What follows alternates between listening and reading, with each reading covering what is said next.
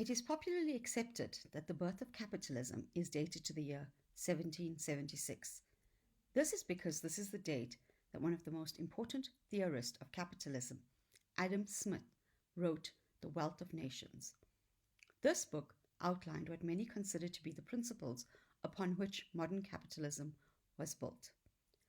While many people might be satisfied and accept 1776 as the date that modern capitalism was first developed, for us as communists who are actively engaged in the challenging of this current economic system of exploitation and oppression, we know that to truly get to grips with the system of capitalism, we must, like Marx did, begin our journey much further into the past and beyond the date of 1776.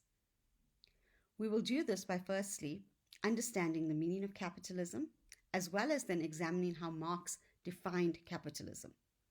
In drawing from Marx, we will also look at the significant events and historical periods in the development of capitalism. Today, we will only cover the main themes of the development of capitalism through Marxism. However, as the series progresses, we will take up each section in more detail, such as an examination of feudal society, agrarian reforms, the rise of mercantilism, and so on. Capital. The word capital comes from the Latin word capital, which has its roots in the word caput, which also means cattle. It comes to symbolize movable property, like cattle, which is a movable asset and not a fixed property.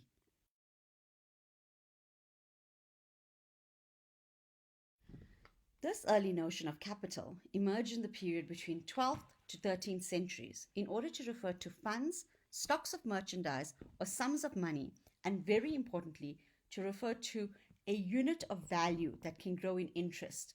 That is, it can increase its value. The technique and the systems that make the functioning of capital possible comes to Europe from an engagement with the Arab world. The Indo-Arab numerals made possible bookkeeping and accounting systems, which become the basis for the system of money to be converted to movable wealth rather than only to be used as a tool of trade.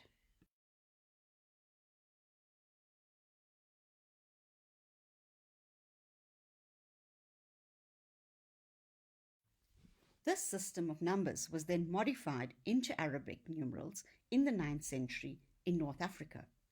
It was then in the 12th century in the North African city of Bejaia that the Italian scholar Fibonacci first encountered the numerals and exported it to Europe.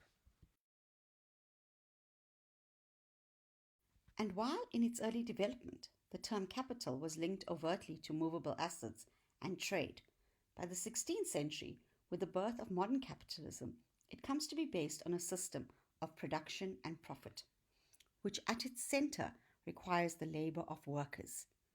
It is at this point that our notions of work change and the exploited and alienated worker becomes the central pivot around which capitalism is built.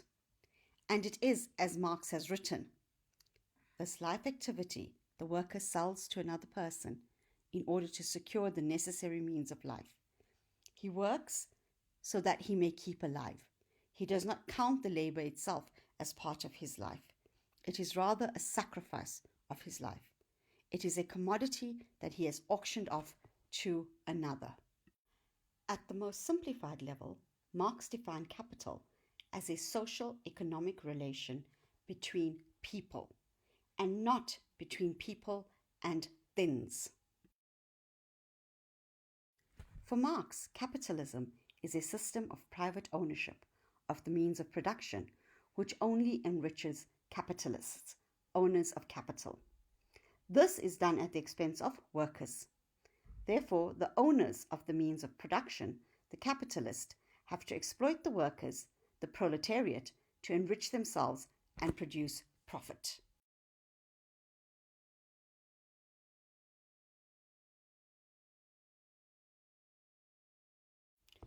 Marx understood all too well that capitalism is a system that requires the oppression, exploitation, and dehumanization of other human beings. other human beings who it turns into alienated labor for capitalism to thrive. He describes the exploitation of labor by capitalism in accurately graphic terms when he wrote, "Capital is dead labor, that vampire-like only lives by sucking living labor, and lives the more labor it sucks. The time during which the laborer works is the time during which the capitalist consumes the labor power he has purchased of him." For Marx, above all else, capital needed labor to exist. The profit that capitalism reaped was gained on the backs of the exploitation and oppression of the majority of society. In order to explain how this worked, Marx developed his own version of labor value theory. Marx was the first critic of capitalism who demonstrated that the true foundation that capitalism was built upon was the exploitation of workers. What is labor theory value? In the most basic terms, labor theory value can be explained in the following ways. Firstly, the capitalist purchased the worker's labor power, that is, his ability to labor for a day. The cost of producing the commodity, that is, the product, is measured by the cost of keeping the worker alive and productive for the day, such as food, clothing, safety, etc. If the worker takes 4 hours to produce the commodity, then the first 4 hours of the day, the worker is producing the value that is equivalent to the value of the wages of the worker to be paid.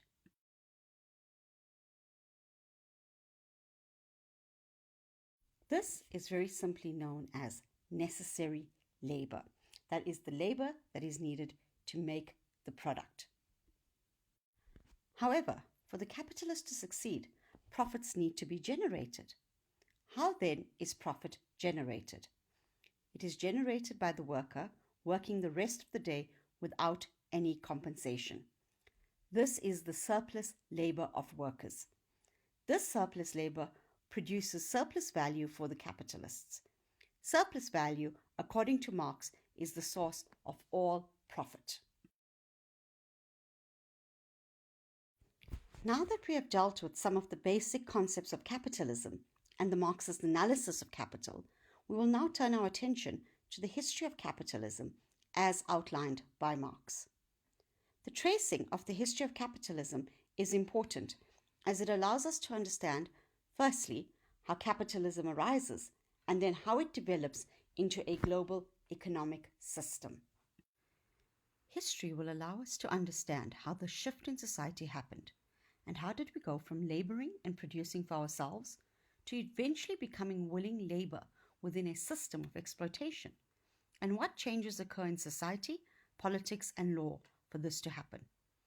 In the next session, we will begin by looking at the major shifts in the agrarian and feudal society, because as Marx has accurately argued, the capitalist society grew out of the feudal society. This is what he had to say. The economic structure of capitalist society has grown out of the economic structure of feudal society. The dissolution of the latter set free the elements of the former. The immediate producer, the laborer, could only dispose of his own person after he had ceased to be attached to the soil and ceased to be slave, serf, or bondsman of another. Thank you for listening to this second session on Marxism and capitalism. Please be sure to tune in for our third session on agrarian and feudal changes.